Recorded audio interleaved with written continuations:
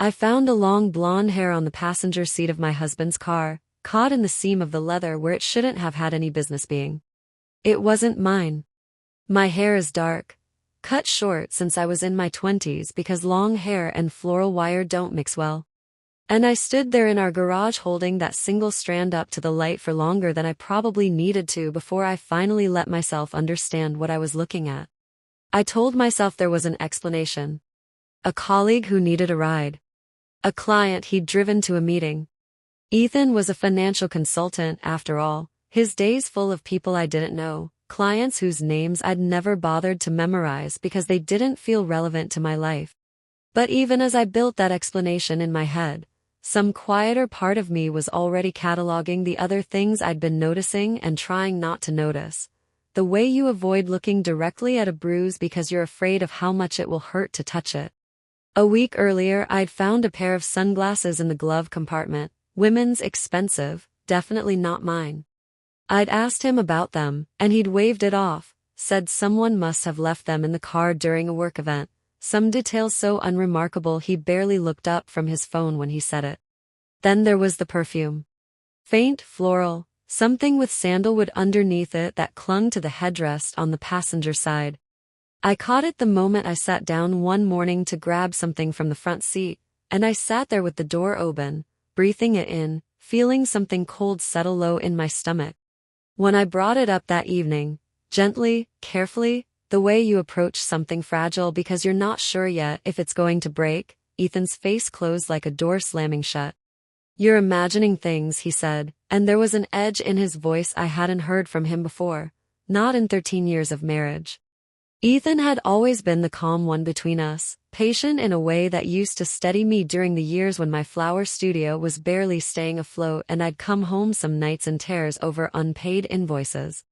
He'd hold me and tell me it would work out, and it usually did, because he had this quiet, dependable certainty about him that made the world feel less chaotic. But these last few months, that steadiness had curdled into something else. Short answers. A phone he angled away from me at the dinner table. Late evenings that stretched longer than his job had ever required before.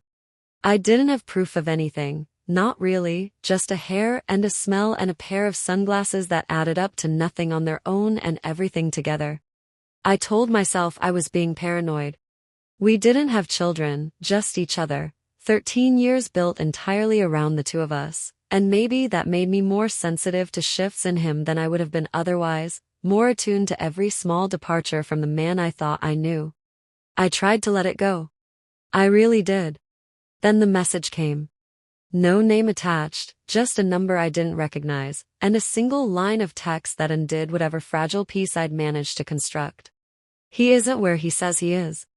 Attached to it was a photograph, grainy, clearly taken from someone's phone at a distance, but unmistakable. Ethan's car, parked in the driveway of a house I didn't recognize, in a neighborhood I couldn't place.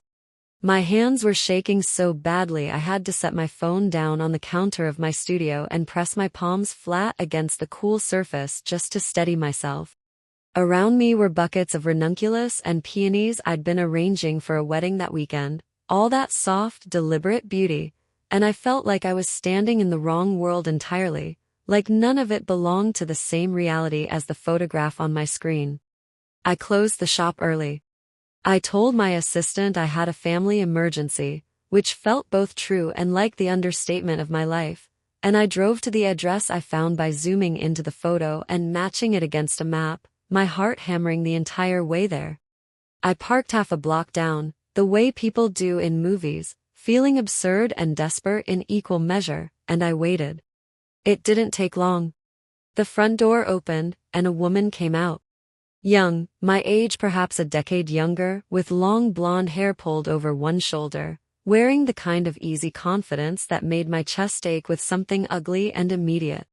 She walked straight to Ethan's car, opened the passenger door like she'd done it 100 times before, and got in. I sat there and watched the car pull away, and I felt something in me go very quiet and very cold. 12 years of trusting a man completely, and it had come down to a stranger's photograph and a hair on a car seat, and now this, watching a beautiful young woman climb into my husband's car like she belonged there. I didn't follow them. I didn't think I could survive seeing whatever came next. I drove home instead and sat in our kitchen in the dark until I heard his key in the door hours later, and when he asked why I hadn't turned on the lights, I told him I just needed to think, which was true.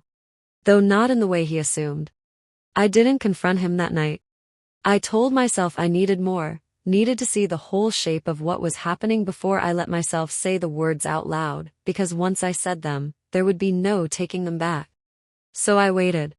I went back to work the next day and arranged flowers with hands that felt disconnected from the rest of me, tying ribbon around stems, trimming leaves, going through the motions of a life that suddenly felt like it belonged to someone else. 3 days later, the bell above my shop door rang, and I looked up to see her standing there. The blonde woman from the driveway, from the passenger seat, close enough now that I could see she had Ethan's eyes, though it took me a moment to place why that detail unsettled me the way it did. She looked nervous, her hands twisting together in front of her, and she asked if I was Claire. I said yes, my voice steadier than I felt, my whole body bracing for whatever confession was about to come, some version of I'm sorry or I didn't know he was married or worse, some declaration that would confirm every fear I'd been carrying for weeks. Instead, she said, I'm Ethan's daughter. I don't think I said anything for a long moment. I remember the shop around me, the smell of eucalyptus and fresh-cut roses, the low hum of the cooler in the back, all of it going strange and distant while those two words rearranged everything I thought I understood about my marriage. Daughter. Not a mistress. Not an affair. A daughter I had never known existed, standing in front of me with my husband's eyes and someone else's smile. She told me her name was Sophie, and she told me the story slowly, watching my face carefully the entire time like she was afraid of what my reaction might do to her, might do to both of us. 20 years ago, before Ethan and I had even met, he'd had a relationship with a woman during a period of his life he rarely spoke about, a stretch of years after college when he'd been unmoored and restless in ways that didn't match the steady man I married. The relationship had ended before either of them knew a child was coming, and the woman had raised Sophie alone, never telling Ethan, believing it was simpler that way, cleaner. Though nothing about it had ever really been simple for Sophie growing up without knowing half of where she came from. Her mother had passed away recently, and going through her mother's things, Sophie had found letters, old photographs, enough pieces to start searching for the man whose name kept surfacing in her mother's private writing. She'd found Ethan a few months ago. Reached out cautiously at first, uncertain if he'd even believe her, and he hadn't, not entirely, not until a paternity test had confirmed what some instinctive part of him had already suspected the moment he saw her face. He had been meeting her in secret for weeks. Driving to her apartment after work, sitting in his car with her while they talked, slowly building something neither of them had words for yet, a relationship neither planned but both were quietly, desperately grateful for. The sunglasses were hers, forgotten during one of those drives. The perfume was hers, left behind on the headdress from sitting close beside him while they talked for hours. The hair on the seat was hers too, of course it was, and I felt almost foolish standing there realizing how completely I had misread every single piece of evidence, building an entire narrative of betrayal out of fragments that had never meant what I assumed they meant.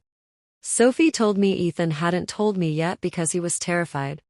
Not of me finding out he had a daughter, but of what it might mean about the years before us, about a version of himself he barely recognized anymore, someone careless and young who had left a life behind without ever knowing it existed. He wanted to be certain, wanted to build something real with her before he brought that fragile new relationship into our marriage and risked it becoming complicated by my reaction, my questions, my feelings about a chapter of his life that predated me entirely. I thanked Sophie for coming, my voice thick with things I couldn't fully name yet, relief tangled up with something that felt almost like grief for the weeks I'd spent grieving a marriage that had never actually been threatened, at least not in the way I thought. She left her number before she went, said she hoped we could talk again sometime, and I stood in my shop after the door closed behind her, surrounded by flowers I'd cut for other people's celebrations, feeling like I needed to sit with the wreckage of my own assumptions for a while before I could face him. Ethan came home early that evening, before I'd even had the chance to call him, and I understood immediately that Sophie must have told him she'd come to see me. He looked exhausted in a way I hadn't seen in months, the tension that had been living in his shoulders finally starting to loosen now that the secret was out of his hands. We stood in the kitchen, the same kitchen where I'd sat in the dark days earlier convinced my marriage was ending, and for a long moment neither of us said anything at all. Then I asked him the only question that mattered to me in that moment, the one underneath all the others. Did you lie because you didn't trust me, or because you didn't trust yourself? He was quiet for a while, long enough that I thought maybe he wasn't going to answer honestly, but then he said, both, and something in that single word broke something open between us. Some wall he'd been building brick by brick over months without either of us naming it for what it was. He told me he'd been afraid I would see this as some kind of judgment on our marriage, on the years before we met, on a version of himself he'd worked hard to become better than. He told me he didn't trust that I could hear this news without it changing how I looked at him, and in trying to protect that image, he'd built a secret that had done far more damage than the truth ever could have. Had made me spend weeks grieving something that was never real while he carried an entirely different weight alone. We didn't resolve it that night, not fully. There was a lot to untangle, not just the fact of Sophie's existence but the deeper wound of how long he'd hidden his search for her, how many evenings he'd chosen silence over honesty because he underestimated what I could handle. We talked for hours anyway, about trust and fear and the strange architecture of secrets, how even the truth, kept too long in the dark, can do the same damage as a lie. We're still working through it, weeks later. Sophie comes for dinner sometimes now, tentative and a little shy, learning the shape of a family she never had access to before. Ethan and I are learning something too, something about how even the most steady marriages can be undone not by betrayal in the way we usually fear it, but by the quiet decision that someone we love isn't strong enough to hear the truth. Sometimes the deepest betrayal isn't another relationship. It's believing your partner couldn't handle the truth.